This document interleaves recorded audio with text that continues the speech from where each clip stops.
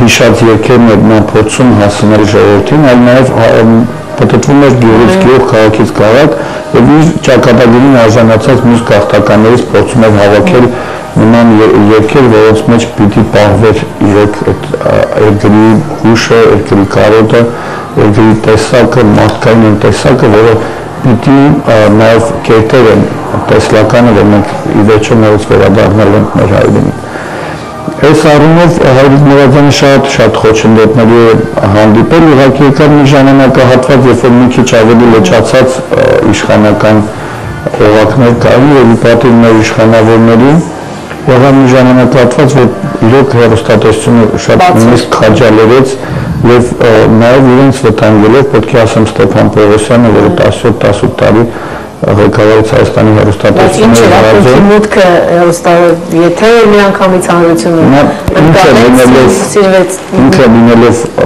ազգային տեսակ Ստեփան Պողոսյանը ինքը քաջալերեց, ինքը գտավ բերեց այդ մարդկանց, որպեսզի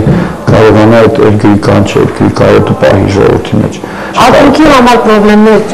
ստեղծվեցին, թե ակունքը միշտ այդպես դռները բացվում է եւ հեշտ է աշխատելու համար, ստեղծագործելու համար։ Եվ ինչու մենք մի քանի նման խմբեր ունեինք, ինչու իրենց դերն ու տեղը մի փոքր կորցրեցին մեր իրականության մեջ, ձեր կարծիքով ինչու է պայմանավորված։ Ասեմ որ ոչ մի ժամանակահատված, նույնիսկ եթե ինչ-որ օղակներ ավելի սատարեցին, որ այդ խմբերը եթեր մտնեն, ավելի հասանելի լինեն եւ պետք է ասել եղավ մի ժամանակահատված, լավ գիտեք, որ մեծ ժողովրդականություն են վայելում այդ խմբերը եւ ազգային զարթոնքի լավագույն գործիքները 85 թվականին թերևս այդ խմբերն են իրենց երկերով եւ այնտեղ արդեն Մարաթուկ եւ տարբեր խմբեր եւ հատնվեց Գանձասարը այդ պահին եւ Սահակ Սահակյանը երկերով, այսինքն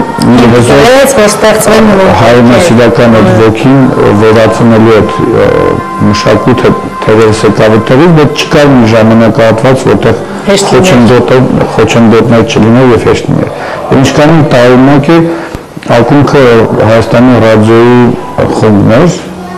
եւ պետք է ասել որ անկախությունը գտնելուց հետո Հայաստանը միանգամից այդ խումբը դադարեց լինել պետական, այսինքն այլևս ռադիոյի խումբը չէր, ֆինանսավորում չկար եւ այլն։ Եվ հիմա պետք է ասել որ խորհուրդ սրտի պետք է ասել որ Հայաստանում չկա որևէ մեկ խումբ, որը պետական կարգավիճակում է։ Եվ սա լուրջ բացթողում է, որովհետեւ սա նախ եւ առաջ որպես մշակույթ ինքը դաստիարակիչ բնույթ ունի եւ սերուն դաստիարակելու լավագույն առաքելությունը պետք է այս ազգային խմբերին վստահել եւ ոչ թե անհասկանալի մշակույթը, որը հեղվում է մեր վրա եթերից։